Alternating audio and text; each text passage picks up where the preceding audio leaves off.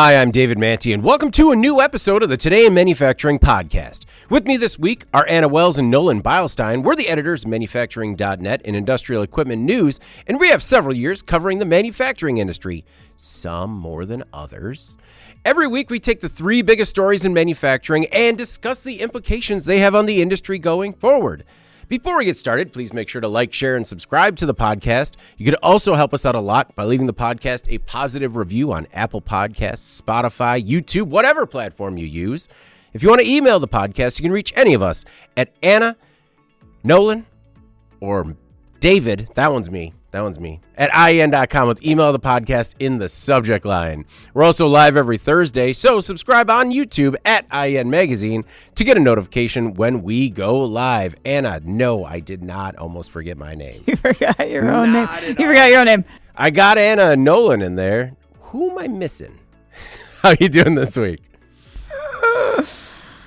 Gonna be good? Oh, yeah. It's gonna be good. Nolan, thank you for joining us. Really appreciate it. I was curious, what number does several start at? Several years? Yeah, like really several of anything. I'd say five. Because three's a few. Four, is the buffer. Okay. Five, several. I know, but if you said, Nolan's been off work for several days, you would be meaning I'm gone like a week. Five days. as a minimum? That's... Yeah. Because if he's been off a few days, three. all right. Couple. I just think several and few overlap. Greater than or equal to two. I think that's where. It also, it definitely depends on who you're talking to. Because if you ask somebody who's been off for a half day, there are people that will talk to be like, he's been gone for several days. No idea who that is. Or your emphasis, too. Like, Nolan's been gone for several days. Oh, yeah. Yeah. Is he doing work here anymore? Yeah. It's like he took 15 minutes off to go to the dentist. Where have you even been? Calm down. Well, thank you for joining us, Nolan. I appreciate it. He's regretting it. And for your several years of covering the beat for manufacturing.net. All right. This week's episode is brought to you by Oracle NetSuite. As AI becomes increasingly embedded, the focus for business leaders is now shifting to, quote, how can we use it responsibly and profitably?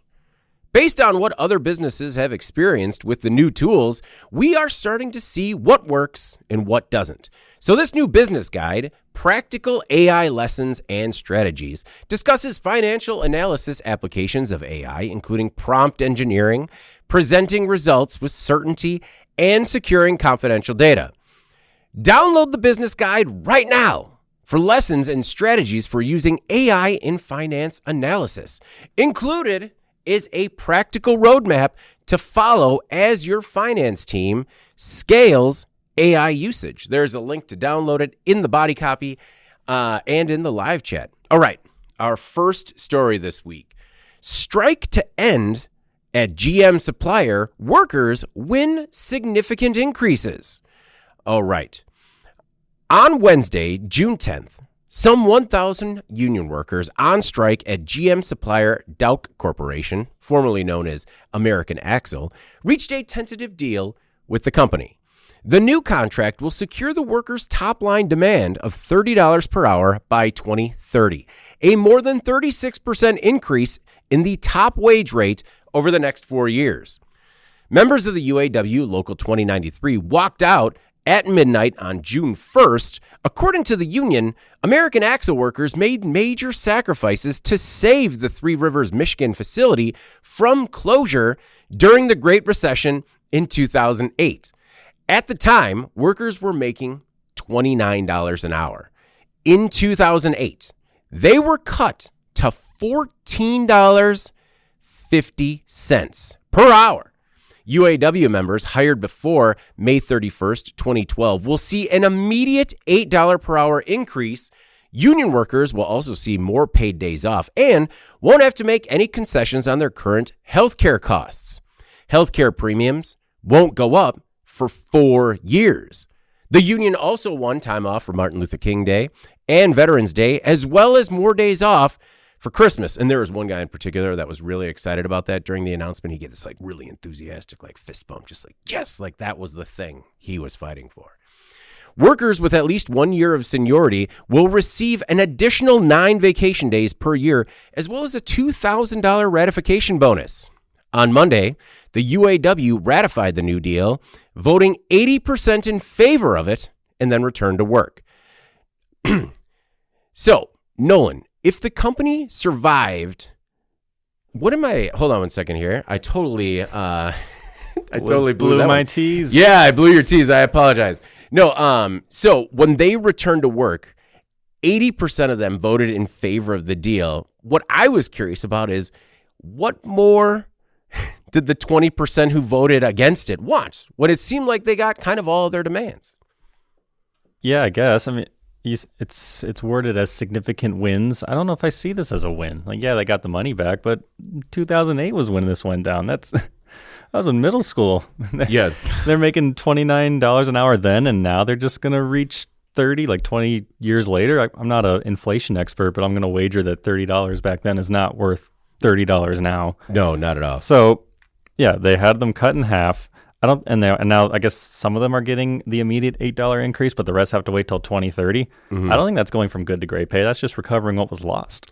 It was very unfortunate. And I mean, they share some staggering numbers just in terms of what this company was making, $20 to $25 million a week in revenue out of that plant. Sean Fain said that American Axle has made $8.7 billion in profits over the last decade. I don't know. I guess I found it shocking that it took so long to kind of go back to normal, the way things used to be. Well, whether you like unions or not, I guess strikes work because they got more in 10 days of striking than in 20 years of normal bargaining. So that's fair. I mean, Anna, being 14 or so years in the making, were you shocked that it took this long for wages to come up? I mean, that was really shocking to me to see that wages were cut to $14.50 and hadn't returned in so long. Yeah. I mean, that was insane. I mean, it really sounded like American Axle was almost taking advantage of this deal that was established kind of under duress in this very precarious economic period of time. When I had to read it twice, like the Great Recession, I was like, oh my God. Yeah. I know, like that was so long ago. And it makes so much sense, right? Like we all need to rally together to make sure we stay, these jobs stay in Michigan and the company stays in business. Mm-hmm. And then as things slowly heal, it seems like there was one thing that was kind of lagging. Yeah. And if you look at Nolan also went into this as well, but so that was 18 years ago. Many of these folks they said topped out at $22 an hour. That's like $40-something thousand a year full time. Mm-hmm. But they also carry almost 2 decades at least of loyalty and experience to this company, which, that based on skill alone and the worker shortage that is being, managed with so much difficulty by the industry by and large, the fact that you had to be forced to pay these folks a living wage is pretty, is disappointing for one, but it's also very surprising. And so I agree that I was surprised that it took this long to get there. Why were they? I mean, because obviously they're beholden to their contract's expiration date, but there's no way they were under an 18-year deal. Right. So, what has been happening behind the scenes in the meantime? And so maybe Fain is referencing that when he says they had to get organized. Maybe they just weren't organized. Yeah. And so they were just letting these these dates come and go, and no one's negotiating. Yeah. Or they're just agreeing to whatever is put forth. But yeah, this company, I think, probably saw right away, hey, we are in a relatively rural area in Michigan. Mm-hmm. There's not this huge pool of skilled workers just lining up to take their place if they do decide to strike for a really long period of time or what have you, to leave the jobs that they have. They didn't have a lot of leverage at this point, I don't think, to say hey, come take these really great $20 an hour jobs. Yeah. It's weird how temporary concessions have a way of becoming permanent, right? Mm-hmm. I mean, I think that's why the unions always discourage the workers from making those concessions, unless absolutely necessary, because you're right. I mean, temporary concessions have a way of becoming longer term. You got 2 people at a job doing 2 people working on the same thing, but that one person has to take a week off, and then you have to do it by yourself. So only one person can do it now. You can do it. I guess we'll just have you do all that work. Well, it is. I mean, it's historically in almost any industry, it's hard to claw that back, right? And one of the things that stood out is that Fain sort of used this as a rallying cry for other people throughout the auto part supply chain, these job shops that are union and non-union. When he said, like, they got organized, I was curious, do you think shops are more likely to heed the call, seeing some of the successes and actually how quickly this kind of was put together? I mean, maybe. I think that is just very, very much relative to the culture that's in place at an individual organization. I mean, some places are workers feel like they can express themselves and try to pursue this a little bit more heavy-handed way because they don't feel like they're being threatened necessarily. Other places are not like that. You know, some people are really under the thumb of upper management or ownership or whatever that are very anti-union.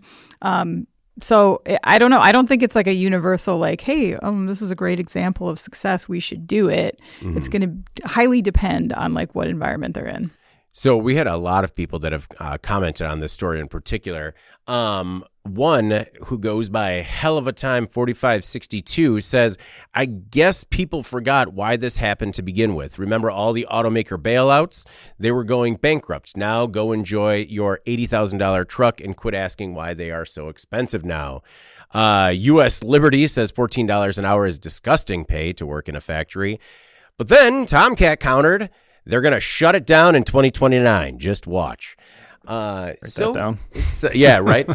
Where are we keeping the receipts? See you in 3 years. And a person who goes by the handle I'm Still Sane, someone check on I'm Still Sane, says the GM CEO won't be able to buy his 6th house or 4th Gulfstream jet because of these nasty unions.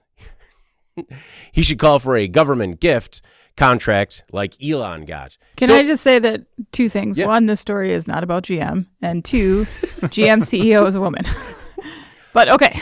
So maybe really check on I'm Still Sane. Like not just emotionally, but also facts. Fact-wise, in general. Just see, I mean, I get it. It's a GM supplier. So, you know. I guess I'm trying to give I'm Still Sane a little bit. Right, yeah. And I said I'm Still Sane VT, so maybe in Vermont. I don't know. All right, our next most popular story, JBS shutting down multiple plants, eliminating over 2,000 jobs. So JBS USA is closing a few facilities, 1 in Pennsylvania and about 1.5 in Tennessee, cutting more than 2,000 jobs. According to a WARN notice, the company will lay off about 1,500 workers, 1,485 workers at a beef production facility near Philadelphia.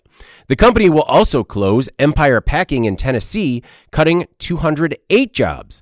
Finally, JBS-owned Pilgrim's Pride will close a harvesting operation in Chattanooga and lay off 350 employees there. Now, there is some good news as the changes at Pilgrim's Pride will increase harvesting and portioning capacity in Georgia as part of a $75 million expansion in Ellijay.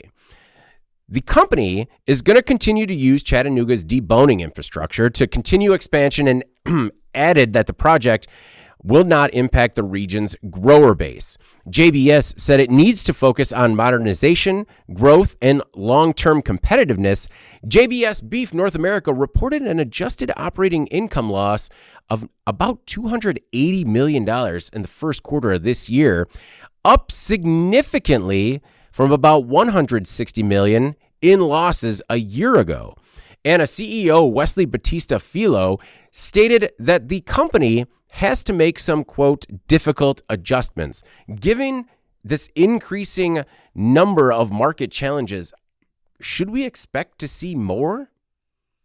I mean, I think so, unfortunately. I thought it was a bit strategic that JBS paired these 2 announcements together. Yes, they're both layoffs, but they're both very different, scenarios. To me, this story, so the Pilgrim's Pride silver lining thing is okay, great, but that's like chicken. Yeah. Like the beef industry is where the story is, like the thrust of the story and like really what's going on there. Obviously, beef prices continue to set records in terms of the demand compared to the small cattle herds that are available right now.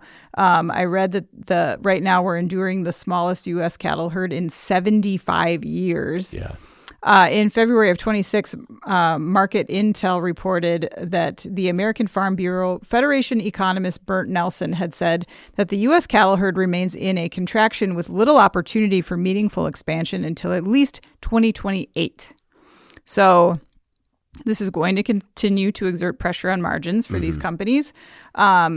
Not included here, I think, are other pressures that are impacting every manufacturer. You have higher labor costs, you have scarcity of workers, you have tariffs, as well as very food industry specific challenges like climate change, like drought, possibly this new world screwworm. Oh, yeah. I'm going to get into the screwworm. Oh, are you? Okay. It is insane. It's insane. And despite the insanity, like, it's a real threat. Yeah, and it needs to be tamped down in short order, and I don't think we have any guarantees at this time that that's taking place. Right.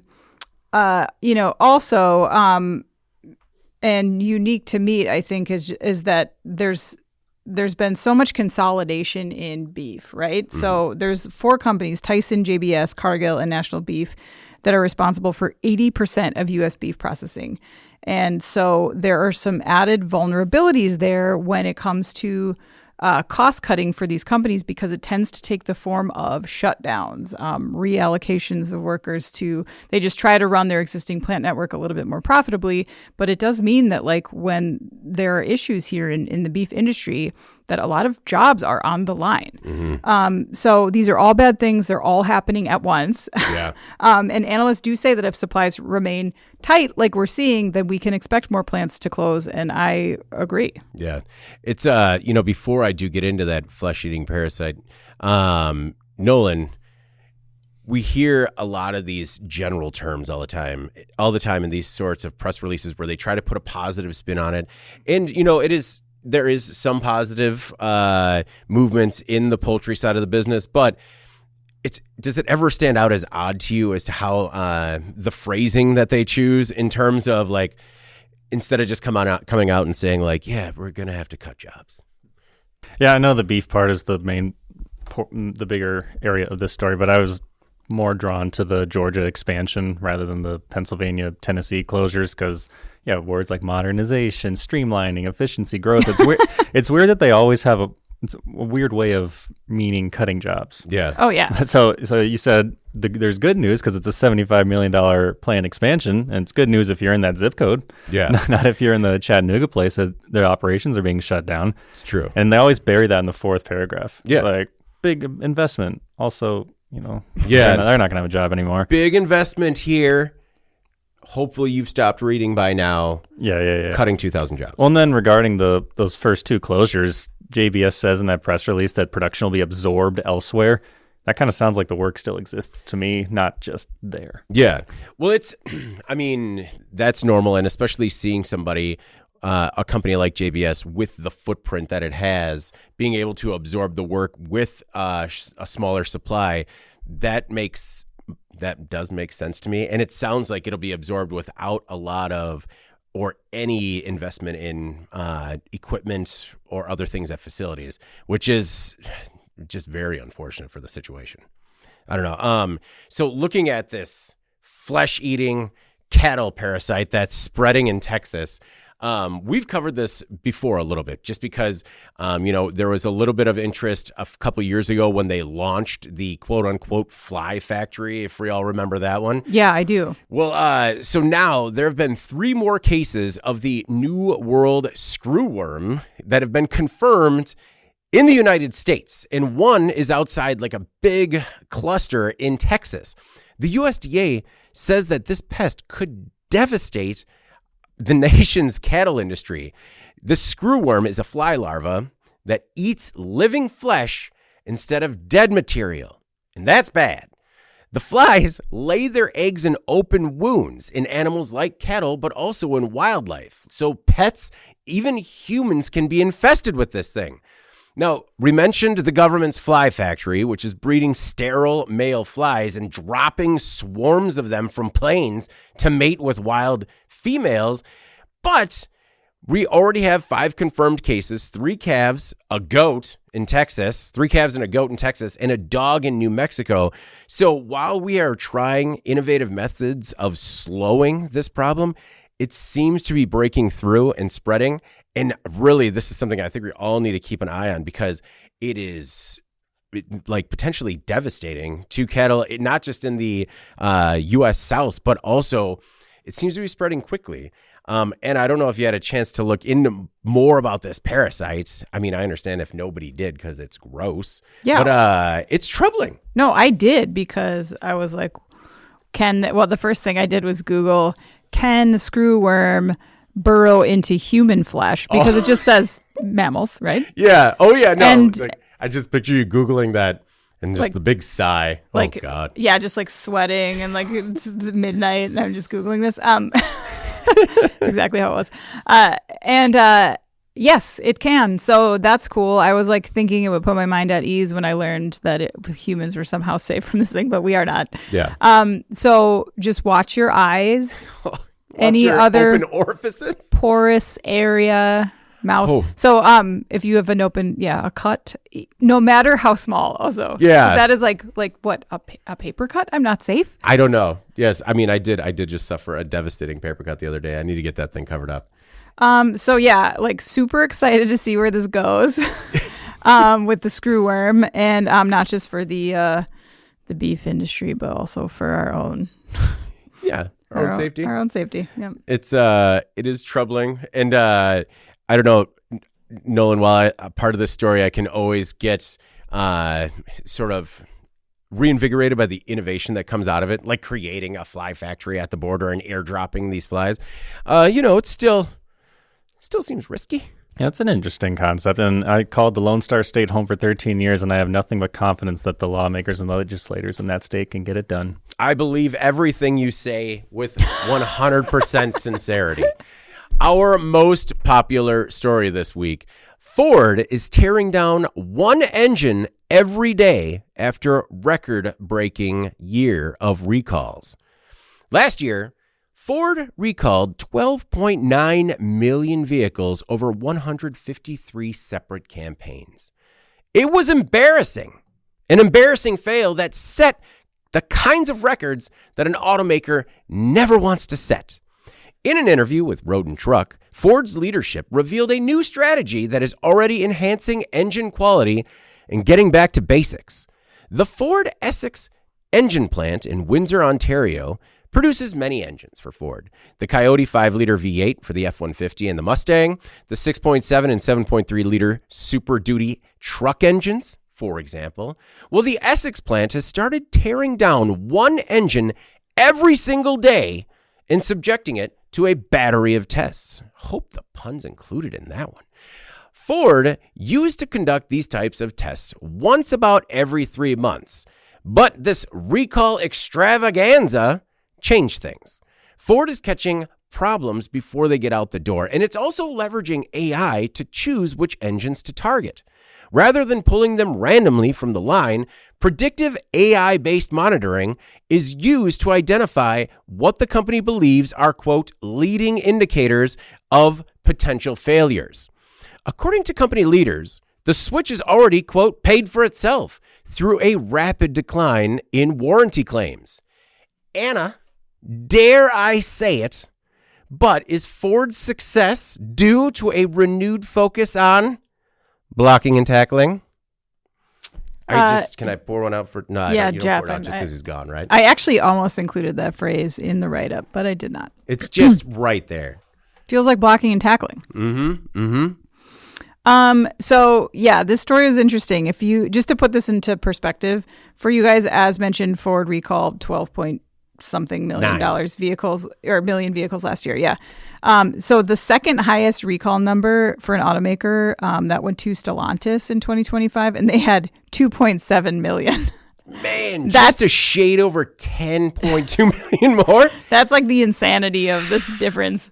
That's bad. So yeah, to see Ford taking this seriously is good, right? And switching from a more reactive strategy to one that's preemptively assessing these engines routinely using AI. That's great. It kind of begs the question to me, though, as to why they weren't doing this before. It's not like preventive strategies to quality control are new. You're right. I mean, maybe it was like it's not that broke, so why fix it? Or like, they just like realized that they had a quality problem over the course of the last year. I'm not exactly sure why. Yeah. But anyway, I think the other thing to note here is that, so this seems like a super easy fix, right? To just spend more time pulling stuff apart and looking at it using AI. They're really getting down and dirty looking at mechanical problems. Yeah. I think it's important to point out, though, that a significant number of Ford's recalls in 2025 were subject not due to failures of mechanical equipment, but were problems to do with electronics, software. It's been documented that the addition of all this technology to vehicles has actually increased the number of vehicles that have been recalled in the last decade or two. Simply because there's more failure points. Yeah. So, I mean, that makes sense, right? But it also means that managing the preventive type programs, I think, can be a little bit more challenging then. Yeah, because you're not looking for a physical flaw. It's a flaw in code sometimes. Right. So you're not fixing that by tearing something down necessarily. I think not to mention, it kind of begs the question, too, as to whether at some point consumers will just become fatigued. If over time they're just going to start to value simplicity over some of these bells and whistles just because they want to avoid the problems that are associated with them. How big is that subset of buyers? Yeah. I don't know, but I know we've talked in the past about some of these bare bones offerings in automotive that are coming around, like the Slate Automotive folks, right? That prioritize low price, very basic features. And I guess you wonder how many recalls you'd need to suffer through before you might consider that over something that's a little bit more technologically or feature rich. And has Ford already lost some of those people kind of in the process of figuring this out? I don't know. No, I think whether or not Slate Auto sinks or swims, or I guess there's got to be a better thing for something on the road for that. Yeah. Stalls or speeds up, will really show which way the market, a couple of different markets, which direction they're headed in, right? Both the EV market and the simplicity market, right? Because, I mean, even Jeff's called me out on a few times where it's just like, hey, would you actually buy this? Because, it's kind of everything you're looking for. Yeah. And it's still, there's still that hesitation. I think that that could be a real inflection point for the industry. Nolan, when I see this story, one thing that really jumps out to me is complacency, right? Like it's when you're a Ford, when you're a major automaker with that kind of legacy, it's easy to believe, it's easy to understand how they could believe like we're the best at what we do. And, and all of a sudden, until you're hit with like a year of 13 million recalls, sometimes you just see hiccups here and there and you're just like, that's an anomaly. But, if you're not working on constant improvements, it's going to catch up to you. Yeah, that's not a fluke, right? No. The number that they reached, that seems pretty consistent. Yeah. But I thought, I don't know, just to be the optimist of the panel, as I always am, I thought this was like a good use of AI. I don't know, at once every 3 months they were doing the teardowns, and now it's daily. Yeah. That's a crazy change in quality oversight. And how many quality engineers are losing their jobs for this? I don't think any. I mean, it's just helping them find the bad engines, right? I mean, ideally, yes, but I mean, we're also kind of in this transitional period where we're trying to figure out what the marriage of AI and what new job roles will be. But I mean, you're right. Like, this is something to go from once every 3 months to daily. I don't think that's possible if you're talking about just straight human labor, like without a tool like AI. I think this is always what it was intended to do. Yeah. So the doomsdayers can take a little rest. I think there's plenty of doomsday on one side of the argument, but I do think that when you're looking for problems that you couldn't, unless when we talk about the use cases for like ships, right? And you just can't physically check every point of a ship, but you can have AI look for problematic areas. I think that is a really great use case for AI. I mean, if you want to talk the doomsday side of things, I'll talk that all day. I mean, everybody here knows that. But I don't know. I do think this is a perfect fit in terms of an application. Yeah, go for it. Producer Eric says drives or dies is a better one. So, Anna. Drives or dies. Drives or dies? Yeah, that's pretty good. We could use it. Yeah. Okay. We'll run with drives or dies. Could you like edit it in so it sounds like David said it? Yeah, drives or dies. If you could edit that in as well as clean up my stumble earlier just so we could have a tighter one, that'd be great. Speeds or stalls. Imperfection is beauty, David. Imperfection Embrace is beauty. your imperfections. Yep. Sounds like something David would do. Yeah. True. I would certainly embrace the imperfections and not dwell on them until I died. Or drove. No, but I think that we will continue to see more stories like this. How AI is used as a tool. I was having a very good conversation with a rep from Recom Power about how AI is being used as a tool to redo how power supplies are designed. Yeah. And I mean, it's incredible. And when you think of, I mean, right now we're talking Ford engines, right? The conversation I was having earlier today, we're talking about board level components. So when I talk about just scratching the surface with this, it's going to be incredible to see what happens in the next 5-10 years.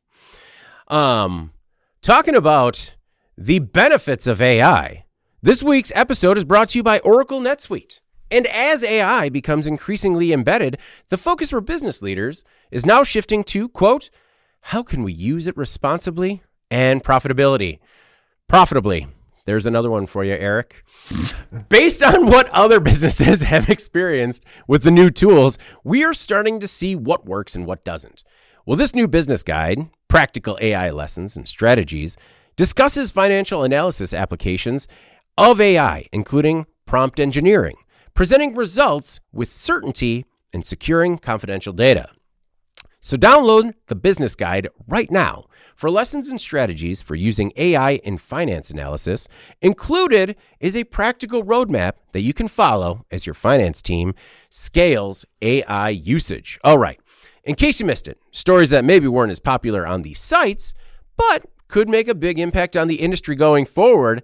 Anna, what do you have for us this week? All right. This story is called In a World's First. Researchers turn cow poop into jet fuel. We had a lot of world's first this week. Yeah, we did. And this one. Record-breaking world first. So this article had a lot of technical details to it, and I just kind of grabbed the dust of it because I know otherwise we're going to be here all day. Yeah. But basically the rundown here is this. So there's a California-based renewable fuels company called Circularity Fuels that announced that it had completed what it's calling the first end-to-end conversion of raw agricultural biogas into sustainable aviation fuel, which goes by the acronym SAF. Yeah. So over a 6-month pilot run on biogas drawn straight from a California dairy farm's manure digester, Circularity produced drop-in jet fuel meeting current required spec for airplanes. Wow. They say the pilot puts commercial SAF within reach with about 1/5 the capital cost of SAF plants currently under construction in Europe. Wow. The reduction in plant costs will make Circularity's biogas-derived SAF cost competitive with fossil jet fuel.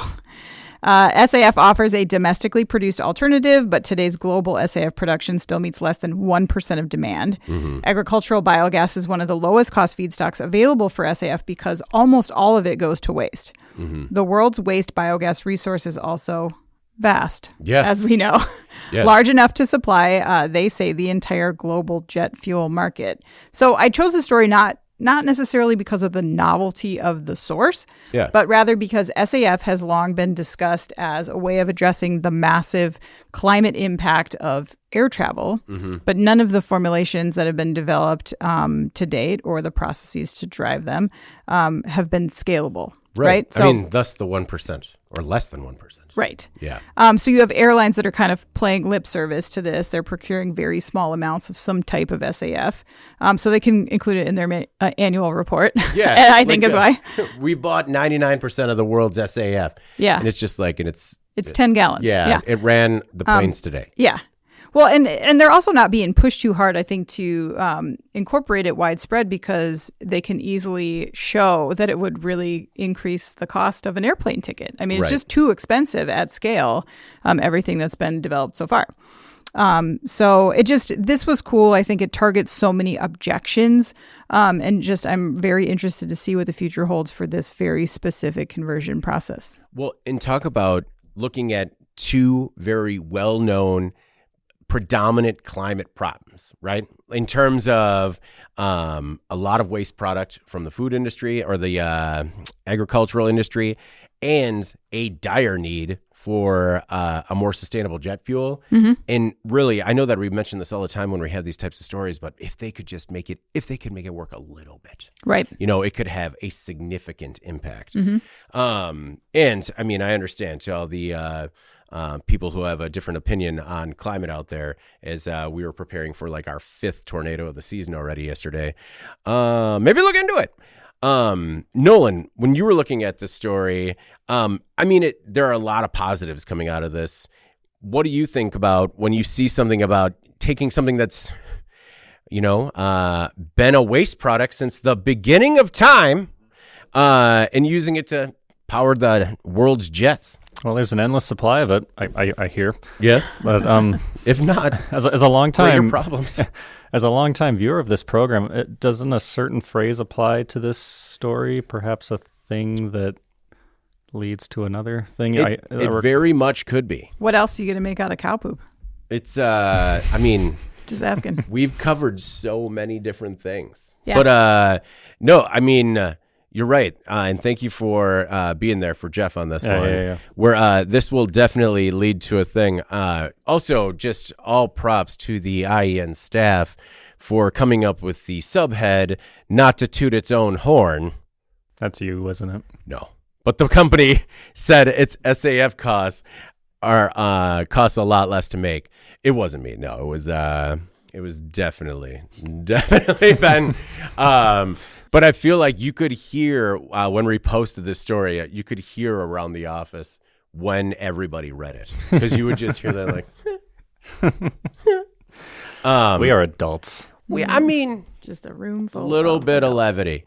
All right, Nolan, what's your in case you missed it this week? I grabbed one that I posted a few days ago.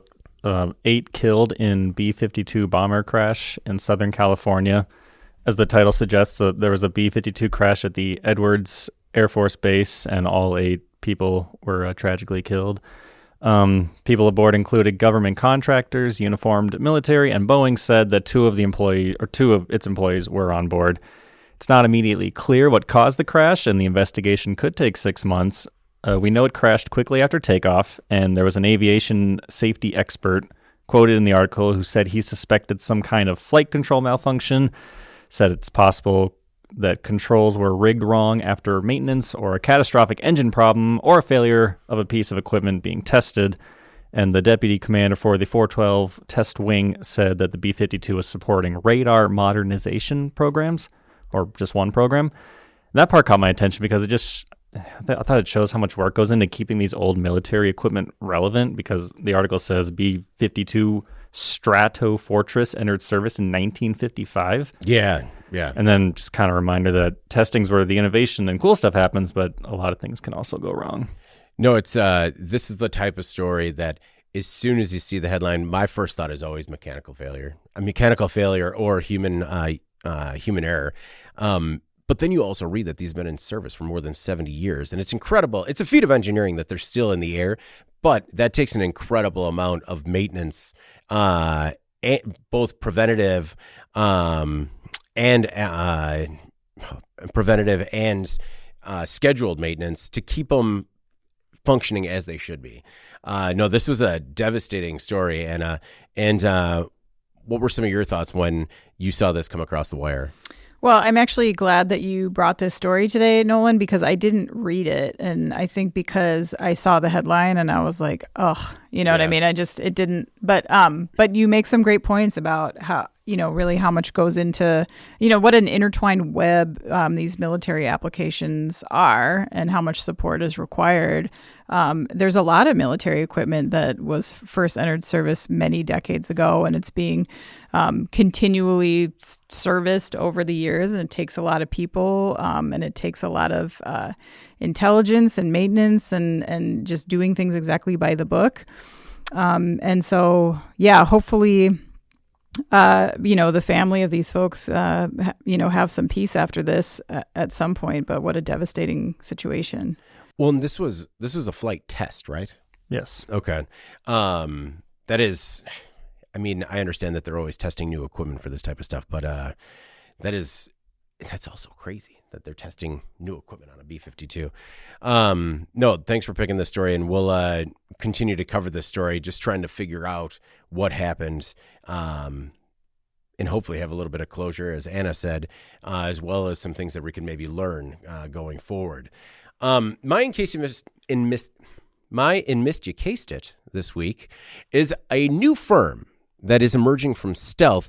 They're using AI to democratize custom chip design and birth what they're calling the designless semiconductor industry. So Architect Labs is a new startup that emerged from stealth today with $24 million in seed funding. The company is building an AI system to design custom chips and dramatically accelerate chip development timelines. Architect is going to use the funding, the $24 million, to scale its compute infrastructure, deepen AI research, and co-design production silicon with early industry partners. I chose this story just because, we're talking about revolutionary things that are going to happen as a result of AI. They're talking about making custom chips that are application specific, using it as a tool. So the rapid growth of AI has fundamentally kind of changed the economics of hardware infrastructure.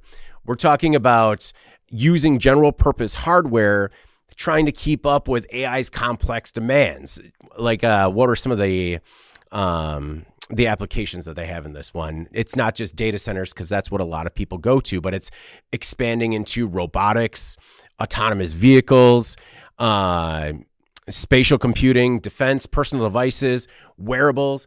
And to their point, Architect Labs says that designing a chip is still one of the most gated efforts in technology. Years of development, hundreds of millions of dollars in investment, and a shrinking pool of experts that have now been concentrated into a few companies.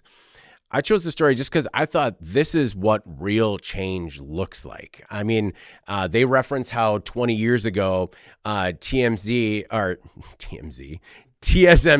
kind of changed the way things were, the way things worked when it came to chip design. And they plan to make, Architect now plans to make world-class chip design available to anyone with a workload. And I don't know if you had a chance to check out this story. And I grabbed it sort of last minute. I was going to say, no, I did not. I'm already an expert. I know everything there is to know about it. Yeah, but ask away. And it went up this morning. I found it very, very encouraging, very inspiring. Yeah, it is cool. And I think this part about how the existing process is years in development. It's hundreds of millions in investment. It's a shrinking pool of experts. Like, that's the crux of it for me, because you look at the semiconductor industry, and even with a huge assist that industry got in the last few years domestically from the federal government with the CHIPS Act, even with those investments being put into place, like, it has been a struggle to get some of those plants online, and to do so still profitably. And even big companies like Intel are struggling with that. Right. It is a huge undertaking. It takes tons of resources, and it takes a really long time. So anything that they can do to leverage AI to kind of shrink those timelines down and make it a little bit more accessible and easier for people and industries to, and also, not to mention, the supply chain is insane. Yeah. So, there are so many reasons why it would be helpful for you to be able to do this in a different way. Yeah. So, I did not get to see this. I'm glad you brought it up. It's really interesting, and pretty awesome. Yeah, and all the advancements or all the new deals that we've seen as a result of the CHIPS Act, we're talking about millions of square feet of manufacturing production capacity. still just barely making a dent in global demand. Sure, yeah. And so not only if we can increase production capabilities, but also maybe change the way that we're making these things to make them more application specific, that could be truly revolutionary. Nolan, what did you think about when it comes to this designless semiconductor industry? I thought it was, like we were saying earlier, another great case of AI usage or democratizing operations for more people to use. Yeah. It's, you have these chip companies and it takes tens of years to develop these chips. And it's crazy to think you could shrink that from decades to, 5 minutes. Yeah. I mean, maybe more than 5 minutes. 5 minutes. Maybe more than 5 minutes. The other cool part of this that I wanted to pull out is just the co-founders of this, right? And while the funding round came from like a who's who of everyone in venture capital, this company was created by this person. I can't remember his first name. Something Hussein. He decided to skip high school when he was 15 years old and went to work on custom chips at Apple and Tesla. Don't try this at home, kids. Yeah, don't. Well, but I thought it was inspiring. He also co-founded Architect with Aditya Subedi. Just nailed those both. He's an AI researcher at Harvard from Harvard who is working on code verification using AI. The two of them met at Stanford, where their research focused on building AI systems for chip design and verification. And, once they noticed that they might have been onto something, if you can believe it, they both dropped out and started Architect. So I think the one reason that this story sort of jumped off the page for me also was that initial photo at the top of it. We were just like, who are these guys? And it was they look very young. They do look very young. Yeah, and it was it's impressive. Yeah, Ibrahim Hussein and Aditya Subedi, and I don't know, incredible work. I can't wait to continue following this story because it could be really cool. All right, jumping into our final thoughts before we get out of here this week. Nolan, what's your final thought this week? Juneteenth's tomorrow. Celebrate! Yeah. Right. That's I was not prepared for this segment. Oh, yeah. I apologize. Well, we'll give you a minute. Anna, any final thoughts this week? Nothing like being asked what your final thought is to realize you have no thoughts. That happens to me almost weekly. My last thought is that I'm happy it's almost over. I don't have any original thoughts ever. Right, exactly. I know what you mean. Well, I was just going to say that I'm going to be gone for the next couple of weeks for just like various reasons, missing the podcast next week. And then the following week, we're going to be on vacation as a company. Yeah. Not together, but yeah. We all go to the same resort. It's really separately. fun. This would be so weird. Oh, man. Man, we should try that. But don't worry. I'm not like gone. I will be back. So I'll miss you guys, but just know that I'm having a great time, whatever. Having a great time. See you in 3 weeks. You should set your auto response for out of office. But like, if you need me, don't. Yeah. If you need me, contact David. Well, that's okay. So I was going to say, like, I was wondering if we are a dying breed with that, where the out of office, if it's emergency, contact, because you're normally my go-to, like, I'm out of the office, contact Anna if it's an emergency. But even today, I reached out to somebody for a request for comment on a story that we were going to cover. And their out of office was, I'm out of office. Bye. Yeah. No other contact. I respect it. Yep. I noticed. Nolan, you do the same thing. Is that a generational shift? I think so, because it was always like, always be available. Your job's your life. And this could tie into my Gen Z show. I hear this all the time. Yeah. Where they say, it's a small portion of your life. If I'm on vacation, I've taken the time off, I'm not going to work. Yeah. Yeah. No, you don't, and you shouldn't. No, but you could make David work extra while you're gone. That would be like, I'll be back. It's like a few days. You'll survive for the 3 days. And people really, can wait. And if it's an emergency, they're gonna find a contact. But I had my direct contact, and then I reached out to info@company, and I'm like, well, we'll see if it gets to somebody. But I don't know. It was interesting. My final thought is that with summer, I've been enjoying getting some of the projects that like eat away at you throughout the winter because you just can't physically do it. One of them in particular was the seemingly increasingly extreme weather has been just battering my shed, and just the foundation has been crumbling underneath it. And so I had to, and it's pretty simple. It's just a couple of like 2x8s held together with a bunch of gravel, and then the shed's on top. And it came loose because whoever made it doesn't make things that last. I don't know how to explain it any better than like they didn't know how to screw screws. But I finally this weekend got to take that apart. And, like when you're at the end of a project and it's finished and you sit back and you're just relaxing, maybe with a cocktail, and you're looking at it and you're like, man, it looks great. And then you think, is that bracket straight?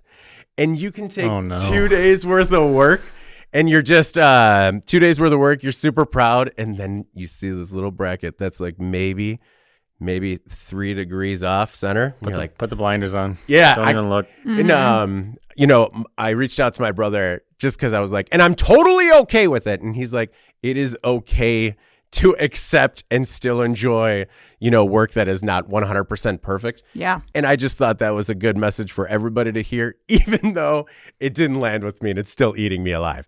But in the event, just make sure that could be a job well done, not to 100% perfection. Right? Yeah. Yeah. I'm going to need help tearing that thing down this weekend. I got to go. Yeah. All right. Well, before we get out of here, please make sure to like, share, and subscribe to the podcast. You can also help us out a lot by leaving the podcast a positive review on whatever platform you use. So much work for producer Eric today. Just a simple thumbs up on YouTube really will help us out a lot. Give us a positive review on Apple Podcasts, Spotify. Really helps the podcast in the algorithm. If you want to email the podcast, you can reach any of us at Nolan, Anna, or David at IEN.com with email the podcast in the subject line. You can reach Jeff at IEN.com with, hey, hope you're having a good time at the game in the subject line. You can also subscribe to our daily newsletter. Make sure you get it delivered to your inbox first, and subscribe to us on YouTube at IEN Magazine so you can get a notification whenever we go live. All right, for Nolan Beilstein and Anna Wells, I'm David Manti. This is the Today in Manufacturing podcast, and we will see you next week.